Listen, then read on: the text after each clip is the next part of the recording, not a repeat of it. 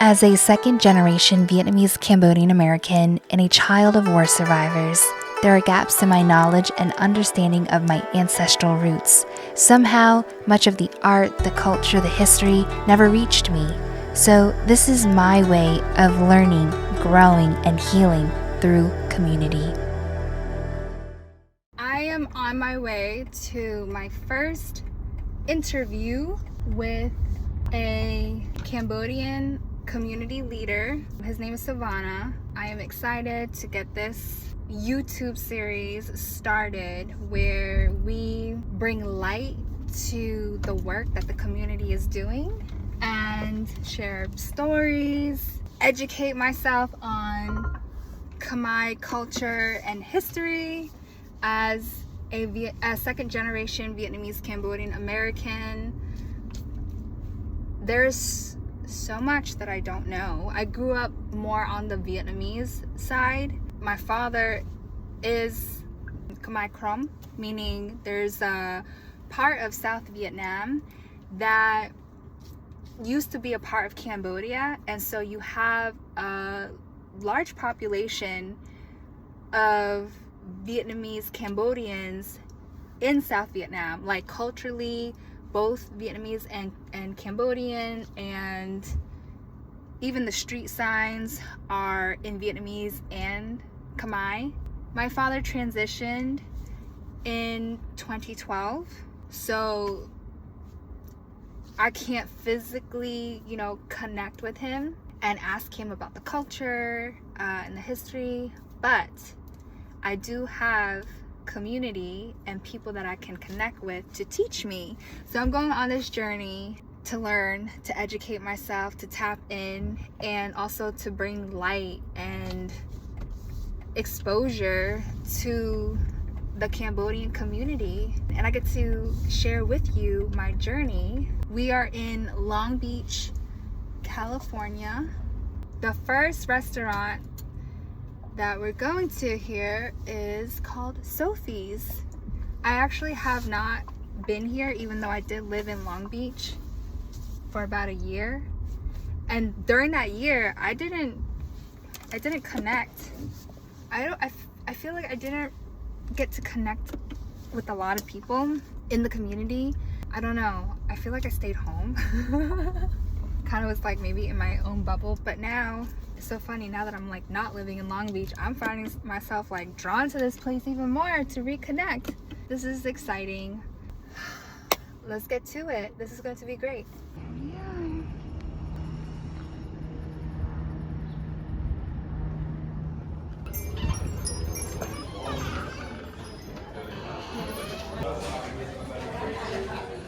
I'm Sovanna, by the way. Hello, Alcina. It's a pleasure to meet you. Nice to meet you too. Yeah, great. So you want to say, so when you meet someone that's Khmer, Yes. you want to say Jin Rip Suor. Jim Rip Suor. Yes. Jim Rip Suor. Yes, that's a very proper way of greeting someone, especially when someone you don't know, but also you do it every time, and I think it's a show of respect. Yeah. Okay. It doesn't matter how old that person is, just keep doing it. Just keep doing it. Yeah. For those that are watching, so Alcina and I, we met literally like 2-3 days ago at a community event. 2-3 days ago. Yes. Yes. Tuesday night. We came together because for Dr. Suli Saro. Yeah. The first Cambodian councilwoman in Long Beach, California, 6th district, and she won. Yeah. In her terms, another 4 years? Yes. Yeah. People saw it coming, honestly, because she's doing amazing work. But also, she's a powerhouse, and she genuinely cares a lot about the community. And I think her spirit, her energy brings people together, and which is a perfect example of what's happening right now. Someone that is spiritually into music and someone that's a spiritual person in general. Yeah. I think that Mother Nature has this power of doing so. And I think when things like that happens, there's a larger purpose into why it's happening. Ooh, okay. I would like for you to do like a brief intro of who you are. Yeah. Just, whatever you feel called to share. Yeah. And then I would love to tap into the spiritual conversation. Okay. Yeah. Cool. So, Chidip, so everybody, Chumunyam Sovanna Pouv. In Khmer, which means greetings, my name is Sovanna Pouv. I identify as he, him, his. a little bit about myself. I am first and foremost, I am a proud father of 3 strong, bold, intelligent women. My future women, so I have a 23-year-old, a 6-year-old, and a 4-year-old, all girls. They continuously keep me grounded every single day. I'm blessed to have them because I was raised most of my life from a strong, single, independent woman who have infused me with the power of being a better dad from learning from her. Mm-hmm. And so they are my life, and that's my number one identity, is being a proud father. And then second, I just love community work. As Alcina had mentioned, I grew up in the East Coast. I'm originally a refugee, so I was born in a refugee camp in Thailand. Mm-hmm. And my mother and aunt were the only survivors of our family. So my grandparents were killed, everybody else was killed during the genocide. And so they were the only 2 survivors, and so during camp they were separated. And so my mother had the chance to move to the United States first in 1981, and then my aunt moved later in 1986. And so what happened was, I lived in Chicago with my mom and my dad at that time. And then she later found out that my aunt, her only sister that survived the genocide, made it to the US. And so she moved to Lowell, Massachusetts. And then my mom was like, I'm gonna go and be with my sister, my only surviving family member. So we moved to Lowell. That's how I ended up being in Lowell. Yeah. Can you see that? Oh my God. I can see it, yeah. It's all the hairs are sticking up, yeah.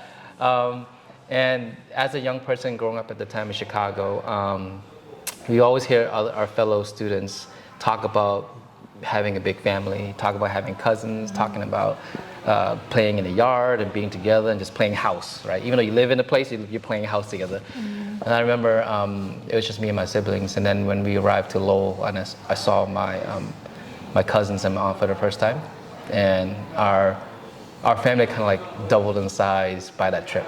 You know, like I saw them, they were waving on the streets, they're walking us to the city, like, oh my God, that's my Bong P'on Chendo, which means cousin Khmer. They're like, oh how do you pronounce that? Bong P'on Chendo. Can you break that down? Yeah, Bong P'on Chendo. Bong P'on Chendo. Yeah, okay. yeah. Mm-hmm. So saw my cousins for the first time, and as the story of many immigrant and refugee families, we decided that we wanted to live in like a 3-bedroom apartment with all 10 of us. I remember, yes, we've done that, yes. Yeah, it's like one of the best experiences ever. And, you know, then we were able to play a house together, we were able to build this, we were able to make lost time from our youth when we found each other in Lowell. So, and then lived in Lowell ever since, went through the public school system, was part of a lot of community organizations, was part of a lot of nonprofit work since I was a kid. What gravitated you towards nonprofit work? And the reason why I ask is because growing up in Dorchester, politics or like community, it just that wasn't something that I felt drawn to. So what drew you to that? So I later learned this in life about how nonprofits have been a huge kind of support system for my family, and I'll tell you why later. But when I was a teenager and during that time, there was a huge racial war between Southeast Asians and the Latino Hispanic community. Whether you're in Long Beach or Lowell or Chicago or Philadelphia, there's this racial tension of the Southeast Asians moving into this new country, right? This new arriving people. And that was also the culmination of what happened during the Vietnam War too, right? So a lot of people didn't know who Cambodians were or couldn't even distinguish between Vietnamese and Cambodian, were calling everybody like the C word, the G word, which is chinks and gooks and all that stuff. And so that took place, and that war took place, and there was a lot of street gang happening. And so my friends and I founded Safe Haven in after-school programs. And so we would go to these after-school programs, we would break dance, we would perform, we would go to community events. This youth program brought us like camping and snowboarding and all these different things. And so it really kept us off the streets. It really kept us focused on life outside of that culture. I didn't entirely pull away from it because I have family members that were part of it growing up. Yeah. Whether they were incarcerated, they went to jail, not necessarily convicted, but were almost convicted of certain things. I have family members that were attached to that. And so that kind of, woke me up a lot as a youth. And so, yeah, so just being involved with nonprofits, and then when I was at the age of 20 years old, I had my first child. At 20? At 20, I was young. Wow. I was young, and so my first child at that time grounded me as well, and also gave me the opportunity to find myself deeper into nonprofit work. And so there was a nonprofit at that time called the Cambodian Mutual Assistance Association. Okay. And so they had a program where they would place refugees or immigrants into jobs that are outside of manufacturing or company work, factory work. Yeah. And so I applied for this program, I was approved, and then I was placed at another nonprofit called UTEC, which stands for United Teen Equality Center. And United Teen Equality Center, UTEC at the time, focused on young people that are formerly incarcerated, that are involved with street gang members, that were young fathers, young parents, so that community. And so did that work for about 13 years. So working with, because the thing is that I knew that young people are very capable human beings that are able to do a lot more if they were exposed or access to whether it's mentorship or programming that help them focus on the bigger picture and what tapping into their heart and souls and seeing what they can offer more than just what they are doing right that moment, right? Yeah. And so seeing that bigger picture and seeing their full potential in them. And so I did that work for 13 years and decided that I wanted to segue a little bit into the private sector. So I worked for a small business and did a little bit of marketing in there. But that was I think it's time to go back to community work. You tried it. Tried it. Yeah, I tried it, right. And then at the age of 32, I had the opportunity to apply to be the director of a nonprofit for the Cambodian community. I saw that on your LinkedIn. I was like, oh, okay. Yeah. And you notice how I mentioned Cambodian Mutual Association earlier when I was 20 years old? Mm-hmm. They had a job placement program. That's the same organization that I became the director of. Wow. 14 years later.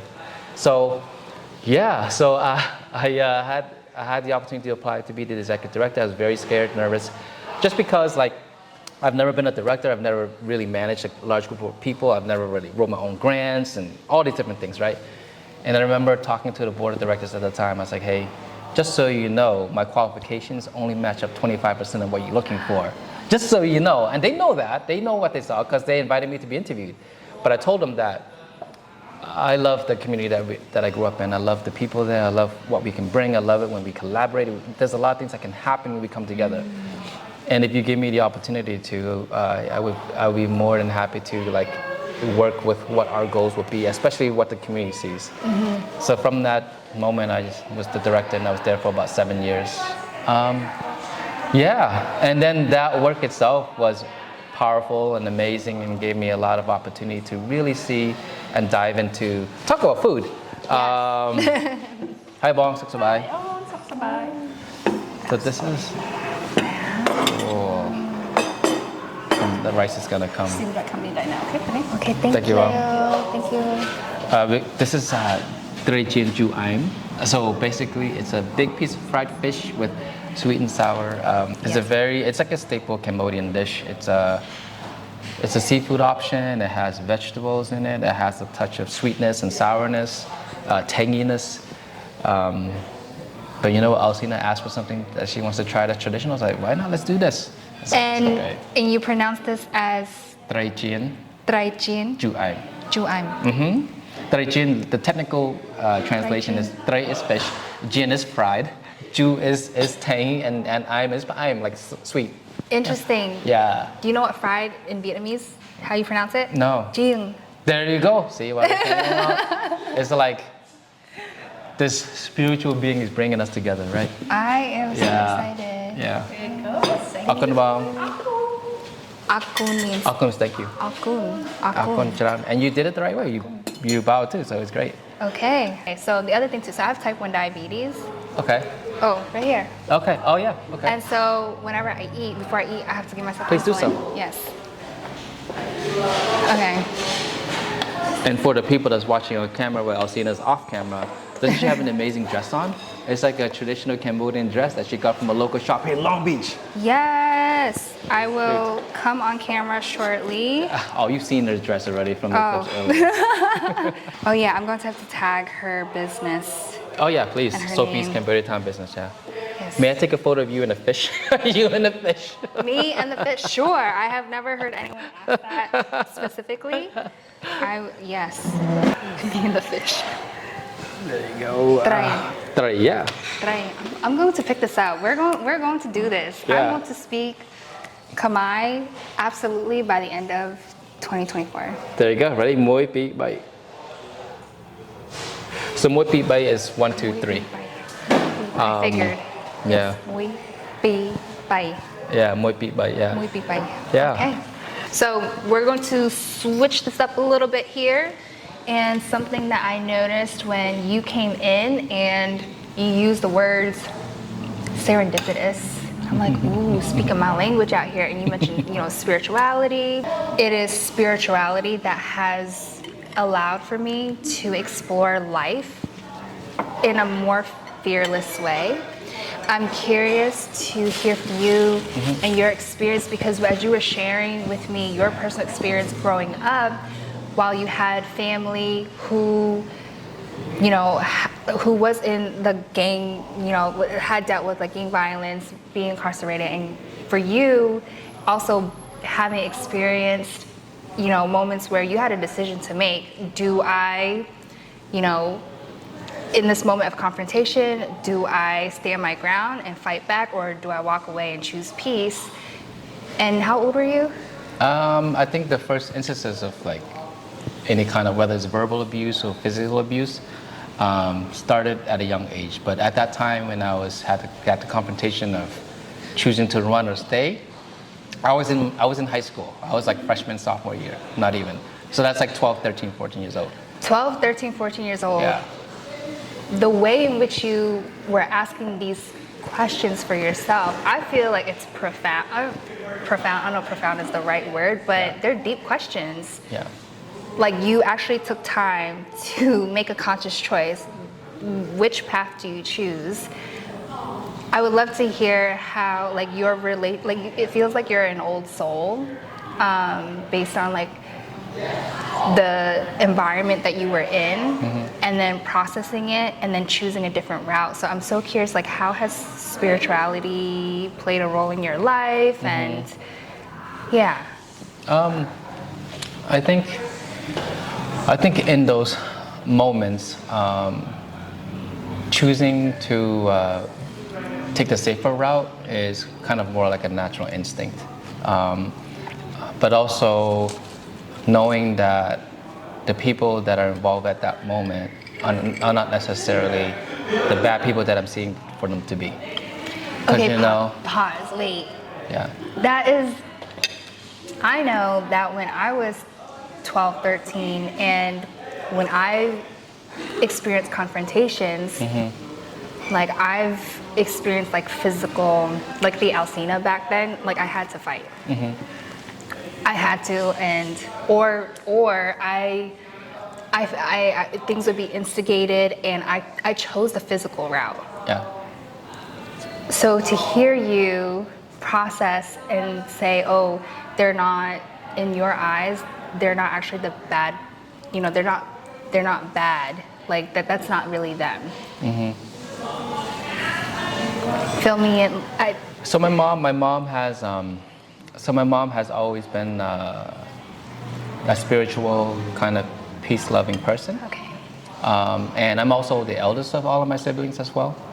And when you said old soul earlier, I am old. I'm 43, so I passed. 43 years young. I'm like 43 years young. So yeah, I mean, I think don't get me wrong. I think growing up as well, I've also used these instances of hate and racism to drive me as well. To push me to see the bigger picture, to see that whatever is happening now, as you mentioned, is not exactly what can continue to happen. What it cannot be changed. It can be changed. Things can change, and it just takes time. I truly believe that us as human beings, when we were born of the most innocent souls. We weren't born to hate anyone. right? We either have seen it, have heard it, have experienced it, or have been taught it. And then at the end of the day, it's our own personal decisions that chooses whether we want to continue with this meaning of life of hate, right? And I can choose to say, oh, I don't like the Latino Hispanic community because they picked on me and my community and my family. Oh, I don't like the Black African Americans, they picked on me and my family and community. Like, I can choose to do that, but I know that as human beings, we weren't born that way. And if I'm able to still continue to live the life that I choose, and that's of peace and of coming together as human beings, then I will make that decision in whatever capacity that I can, whether as a father of 3 young women, whether as a representative of someone that works for the California politics world, whether it's a community engaged person. I believe in the power of coming together and creating peace. And I don't know. I mean, I felt like that's always been my energy ever since I was a kid. I don't even know, I was part of a big b-boy group. We were very popular in our high school. And I know our high school had I think it had maybe 4,000 students, right? And our students, it's a big high school. Mm-hmm. It's one of the biggest high schools in the city. And we were a very popular dance group. And I was one of the few people in the crew that had always welcomed new people to the crew, because I welcomed people that generally didn't look like who we were.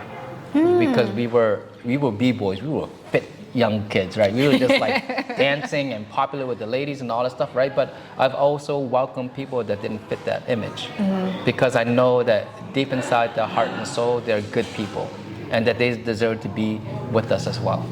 And so that was since as youth as well. And so kind of believing in that philosophy and moving forward, and also as a father figure as well, I really wanted to kind of teach my children and anyone else that's around me that it's easy to hate, it's really hard to love, and how do you choose that path and make sure that we try to create as much peace as possible. It's a big thinking. Not everybody sees the same way as me, but I believe in that. Yeah. I think I'm just still processing how I say old soul, because this has been in your energy and your consciousness at a young age. I feel if the world knew who I was and some of the things I did, it's completely 2 different people. I have not always been, zen or peaceful. There were definitely dark times. And so I'm just in awe of how this is something that has been with you. You've been conscious of it, and you've been tested in terms of you at crossroads. You always chose, or most of the time you chose peace. You chose the other route. That moves us into the segue. We can talk about the project here, where we go and explore the ancient traditional sounds of Vietnam and Cambodia. And as I am diving deeper into this journey and project, I am realizing so much I don't know, and just being open and honest and vulnerable of, okay, teach me, come on, right? What can I learn about the culture and the way of being and the food? So from your perspective, knowing what you know about me, about spirituality, the healing music, what do you think is possible in terms of opportunities and impact when this documentary is done and out into the world? I think for first of all, I really appreciate that you're creating a space to talk and to connect, right? I think that's really important about starting a healing process, because from a person that has grown up with some tensions even between the Vietnamese and the Cambodian community, I always look beyond it, because for those that are watching now, my stepfather, who raised me for many years, which I owe a lot of my grace and my personality and my upbringing to, is Vietnamese. And he was a strong soul that taught me a lot by doing. He never told me what to do, he just did what he did, and I watched him. A very small but strong example of that is his ability to have repetitive actions, meaning that he would always make Vietnamese coffee in the morning, always, with like the little chrome dripper, the coffee dripper, right? Every single morning he would make it from Café du Monde, like the yellow coffee bean, like. He did it every single morning, and I realized later in life, in my 30s, that like I make my own coffee every single morning, not thinking that it tied back to him. Wow. Because for him, I will watch him and make the coffee, drink it, but he's always at peace doing it. And for me, I'm like, I'm at my peace too. Like I'm making my coffee, I'm drinking it, I'm journaling my thoughts in the morning. I'm like, that was just a small example of what he has inspired me to do, but also the strong connection of like the Vietnamese and the Cambodian community. Because as a young person as well, we talked about like the hate between each other, but also in history too, right? Yes, and I'm happy that you brought that up, because as I was processing this project and thinking about the symbolic. The symbolism behind creating a project where, hey, there is this highlight of both the Vietnamese and Cambodian culture history in the same project, where it's not siloed, but hey, like that's where my roots are. And I haven't seen anything that's intentional with that type of, I don't know what you call this, bond? like bond creation, merge. But cohesion, but it makes sense, because that's where my family roots are, right? Yeah. This is because of what happened, it led to now me being here where I am now, and it's just now, yeah. So I would love for you to like shed light on the conflict that we have experienced between the two different communities, like I guess examples. Yeah, I think from my own experience as a teenager, growing up in the East Coast, Boston, Lowell is where I'm from, Dorchester, Boston area. I remember hanging out in Boston and just, there's a lot of tension between the Vietnamese and the Cambodian community. And I just didn't really know why. But I dove into like the history, and there are some tensions between like the nations, and I don't want to go deep into it that much, but there is tension, and there's just tension, right? So it's not like normal, or like not common, or not as common for both communities or countries to be like buddies. Yeah. And so, but with all that being said, I think knowing that history and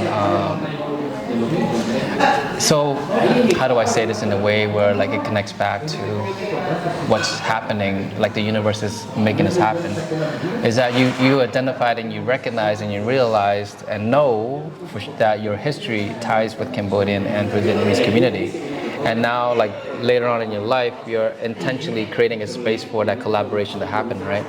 And you did that in a way where, like, you wanted to do it through a project that it brings a lot of peace to your hearts and souls. And for people to come together into great projects, you have to be at peace, as you mentioned earlier. You have to be at peace at your heart, and you started by your music. But then you like reached out to the Khmer community. You want to reach out more, so there are. You're doing this beyond just your own personal project. You're doing this to heal with whatever fractions that may exist in our community right now.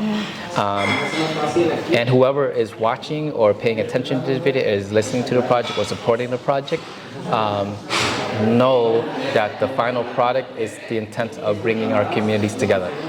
And we all know that when people come together, a lot more can happen, a lot more can change, a lot of positivity. And I just know personally that I've been able to be in spaces where a lot of different people come together and just amazing things just naturally happen. And looking at this as an opportunity to not only heal the community, but also what are some other things that can pop up from this connection? Not just for you, but for anyone that's experiencing it. Like, what if someone was in the same shoes as yours? It's like, oh, I know that I'm part Khmer, but I've never reached out to it. Now because Alcina did it and she did it through music, I'm like, let me see if I can reach out to my Khmer side of the family, or let me reach out to my Vietnamese side of the family. Yeah. You know, and so being able to create more things like that to happen in the future is very powerful, because it's not just about now. It's about what's happening 5-10 years from now. Because if you're able to create peace within our communities now, can you imagine what can happen when you're, you know, you're 5 years older, 10 years older? Yeah. Right? So y'all know I'm 43, so I will be 53. I will have like white hair on the side and just like walking with a cane. Actually, 50s isn't that old, okay? No. Like, no. And you don't even look like you're in the 40s. This is the third time or second time you mentioned you're 43. I want to make sure that you know my age, okay? Can I just say, Yeah. and if anyone does resonate with this journey of like not knowing your, you know, if there are certain, if you are the embodiment of certain cultures and you don't know your family history or the ancestral roots, and you're feeling maybe like shy or like disconnected or uncertain or vulnerable, I feel all those things. Like for me to have come to the event on Tuesday or just putting myself out there and saying, hey, look, I don't really know much, you know, about my Khmer roots, and I want to learn. It's vulnerable, because it's like, can you really say you're Khmer if you don't speak the language, right? Can you really say you're Khmer if you didn't grow up in the culture? But it's like, well, I know my dad, I know where he's from, I go to Vietnam, like people are, you know, they speak Khmer, like, so it's a lot of that, like, there is vulnerability, like even right now I can feel like my chest and my throat just like closing up, like just it's not comfortable admitting. And so I think I need to breathe. I think someone told me, Alcina, when you embark on this journey, you're going to change, and the music that you make, it's going to be different. Not just because it's going to be the infusion of old and new, but truly I'm going to be in a completely different frequency. And I feel, I don't know, I think just, it's like I'm realizing so much about myself that I didn't know, but like even just through the connection and just the welcomeness and openness of the community, of not even no judgment. The judgment has really come from me and not anyone outside of me. It's like, wow, I can do this. Like I can learn through not having my dad here or being close to my family. I feel like I'm going to my family. Yeah. You know, like I feel like, hey, you know, like remember that project that we worked on? And like, look at, you know, there's just something here that I feel like there's beautiful seeds being planted through the discomfort and vulnerability that I'm experiencing. Thank you for sharing that. Yeah. It's great. So I just want to affirm anyone who can resonate with this journey. Like it's not comfortable, but it is fulfilling. It is fulfilling, and this is literally the first connection that we're capturing on camera. So thank you. You're welcome. Thank you for being strong, to be vulnerable. I feel like our ancestors are here, and I just feel the strength. And yeah, I see the big picture, and I don't know if it's like I know what I'm seeing, but like what are others seeing when you think about the project and like what it's capable of?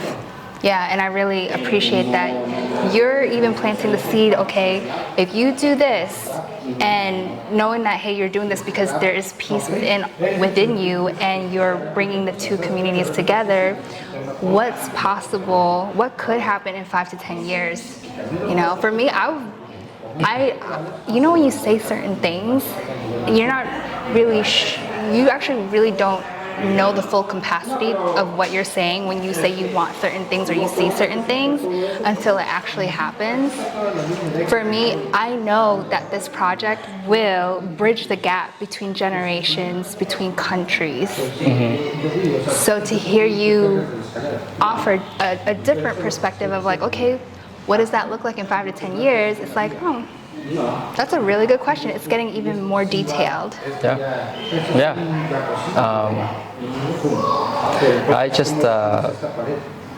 I think whenever there's an opportunity to learn about each other through our vulnerabilities, through letting our walls down, through challenging the status quo that we've been learned and was taught growing up. It takes a lot for us to do that individually. But when two individual people you combine the strength to do it, then I think that's a very powerful image or energy to sense, you know?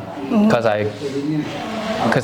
just for example, I was one of the people that had, at a small part of my life, was like, that person's not Khmer because they're not full Khmer. That person is not this, you know, because like, and I was like, if I'm truly this person that really wants to focus on bringing people together, then why am I not allowing people into our space or my space, right? Why am I carrying the same notion, the same energy, the same mindset as the oppressors that held our communities back? Oh, damn. Like, why am I doing that, right? Yeah. And I don't want to do that. And I checked myself multiple times. I don't want to be that person teaching my children to not treat people the same because they don't connect or have blood lineage to you. That's not the way to see life, you know. We all bleed the same blood at the end of the day. It's blue, but it turns red once it hits oxygen. Technical term. When you give it some air. Yes. Yeah. We all bleed the same blood, you know, and we take all the layers that we have on our skins out. Inside, we're all the same. And how do we continue that message moving forward through any kind of project, whether it's through your project, whether it's through community engagement, whether it's through politics. Yeah. At the end of the day, we gotta think about that bigger picture, because if and when we do live in a much more peaceful world, human kindness will prevail, and then we will be able to see the highlight of what we all can be doing when we're on the same page. So I don't know. I just think your project is beyond that. Your project is beyond just going to Cambodia and Vietnam and connecting and making music. It's more than just that. You're doing multiple things at once with this project without even, maybe you knew, maybe you didn't know, but I'm telling you, from my perspective, you're healing young people's souls because they're looking at two people now that are sharing their shared experience, and then they may connect. You're bridging the Cambodian Vietnamese community. You're creating a genre of music that people may have not been interested into before. You're going to a part of the country, then you're connecting both together. You're creating space for people to say it's okay to be open, to be who you are, and to welcome others in. There's multiple layers of healing, and it's not just the music that you're healing. You're healing multiple layers, and I always tell people that, because keep doing what you're doing, because the people that truly are connect and believe in the work that you do, they would take that with them, and they would send that off and create that energy somewhere else. So you're building a network of healing. So. I love that, a network of healing. I haven't heard that phrase, a network of healing. Thank you. Thank you for seeing me, receiving me, and being open to share a meal with me and teach me. Yeah, thank you. So my last question. I know we could go on and on. So we are in the process of fundraising. And if I want to go alone, if I want to go fast, I go alone and I can fund this project on my own. But I don't feel, I've funded a lot of projects on my own as an artist, as an independent artist. But this project, it doesn't feel like that type of project. It feels like I need to go and reach out and connect with community and invite people into this journey with me. So for those who are watching or are curious about this project, maybe they're on the fence of like, okay, Why should I support? What is the message that you would want to share with the folks who are watching this and maybe are considering on making a donation or sponsoring? Yeah. First thing I want to say is that it's okay to feel that you don't want to fund a project. It's okay to feel that. It's okay to feel that I don't want to look into it, right? But at the end of the day, if you, it's like anything else in life. Like if you give it time, you take the energy to learn more about it. You take the time to get to know you as a person and what your intentions and purposes are. Then your vision might be a little bit different. So it takes time. And for those that want to fund, hey, go ahead. If you want to fund right away, go ahead, do it, right? Yeah. But it's okay to feel that way because we don't know what we don't know. That is true. We don't know what we don't know. But if you are open to getting to know Alcina more, I would say get to know this person. We just bonded over some deep fried fish. This is our second time meeting. Yeah, second time meeting. But we only met like 60 seconds in person. With loud music in the background. Yeah, so he barely heard what I was trying to tell him.